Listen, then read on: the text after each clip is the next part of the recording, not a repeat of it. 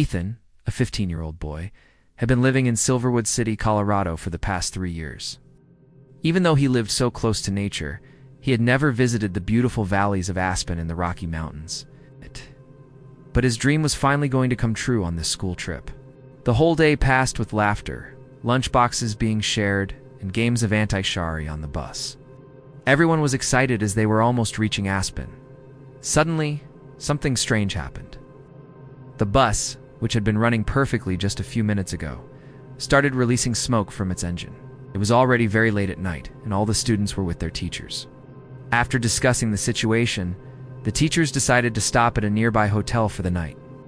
They planned to call a mechanic in the morning and then continue their journey to Aspen. They reached a small, isolated hotel surrounded by tall pine trees and mountains on both sides, where the teachers divided the students into different rooms. After dinner, everyone went to sleep. Ethan was given a room with his 2 best friends, Noah and Kabir. He was very happy because they were very close to him. When they entered their room, they looked out of the window and saw a lake deep in the middle of a dark forest. They all remembered how, on their previous school trip, 2 students had secretly gone to a similar lake at night and become the bravest kids of the school. Inspired by that, Ethan, Noah, and Kabir decided to do something daring as well. They planned to sneak out of the hotel, go to the lake, take photos, and come back before anyone noticed. Once the hotel guard fell asleep, the 3 boys quietly slipped out. From their window, the lake had looked very close, but in reality, they kept walking toward it for almost half an hour, and the forest path seemed endless.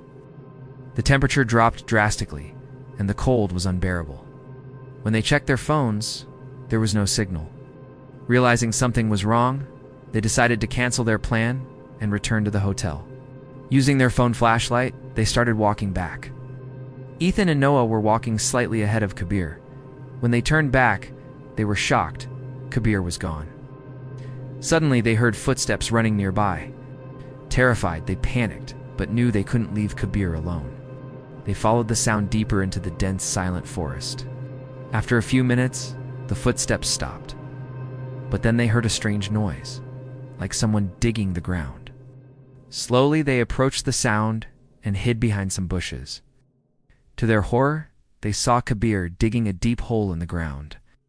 Ethan called out his name in fear. Kabir slowly turned toward them. His eyes were completely black, as if his soul had been taken away. Noah stepped forward and placed his hand on Kabir's shoulder, asking what had happened. The moment he touched him, Kabir screamed in a terrifying voice and pushed Noah with an inhuman force. Noah fell far back onto the ground. Ethan ran to help him. Meanwhile, Kabir started walking toward Ethan, but suddenly he began shaking violently and collapsed unconscious. Ethan tried to wake him up. When Kabir finally opened his eyes, he looked at Noah and screamed, "He is inside him. He is inside Noah." When Ethan turned toward Noah, he saw him sitting with his head down. Suddenly, Noah lifted his head.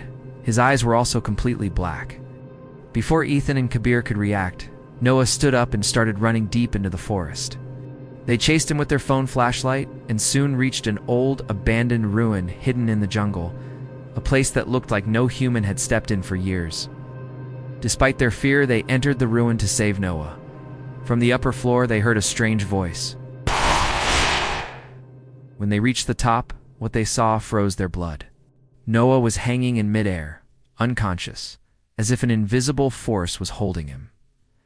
In front of him stood an old woman. Her face was horrifying, wrinkled skin, messy white hair, and completely black eyes. The moment Ethan and Kabir saw her, they ran downstairs in terror. But the old woman started crawling toward them like an insect, rapidly coming closer. They rushed out of the ruin and ran blindly through the forest. In their panic, they didn't even realize they had reached the same cursed lake they had been looking for earlier. While running, both Ethan and Kabir slipped and fell into the lake. They felt as if something was pulling them underwater.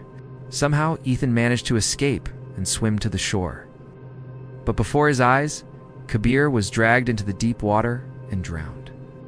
Terrified and exhausted, Ethan fainted right there beside the lake. When he woke up the next morning, he was back in his hotel room. Confused, he ran outside and saw multiple police teams around the hotel. On the ground lay two bodies covered in white sheets, Noah and Kabir. The police declared it a murder case. But the locals told a chilling story. Many years ago, an old woman used to live alone in that forest near the lake. One night, some villagers tried to take over her land. They attacked her brutally, killed her, and threw her body into the lake. Since then, no one dares to go into the forest or near that lake at night. It is believed that her spirit still roams there, seeking revenge. If only Ethan, Noah, and Kabir had known this truth, perhaps all three of them would still be alive today.